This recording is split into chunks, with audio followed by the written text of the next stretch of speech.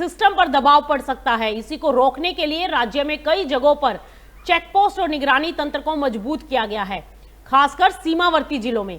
अधिकारियों को साफ निर्देश दे दिए गए हैं कि किसी भी तरह से बाहर का गेहूं मंडियों में एंट्री ना कर पाए।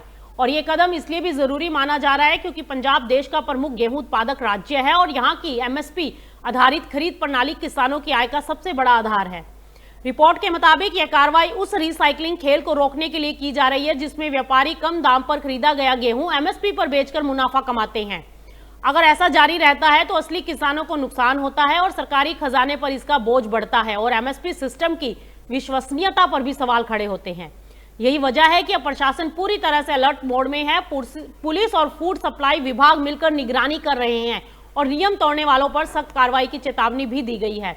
इस पूरे घटनाक्रम के बीच एक बड़ा सवाल ये उठ रहा है कि क्या एमएसपी सिस्टम में इस तरह की गड़बड़ियां पहले से हो रही थी? क्या दूसरे राज्यों का सस्ता गेहूं पंजाब के किसानों के हक पर असर डाल रहा था? और क्या अब ये सख्ती पूरे देश में लागू हो सकती है? तो कुल मिलाकर फिलहाल पंजाब में गेहूं खरीद सिर्फ आवक और कीमत का मामला नहीं रह गया है, बल्कि अब ये सिस्टम की पारदर्शिता और किसानों के हक की लड़ाई बन चुका है। आने वाले दिनों में ये देखना बेहद अहम होगा कि ये सख्ती कितनी असरदार साबित होती है और क्या इससे किसानों को वाकई पूरा एमएसपी मिल पाता है या नहीं।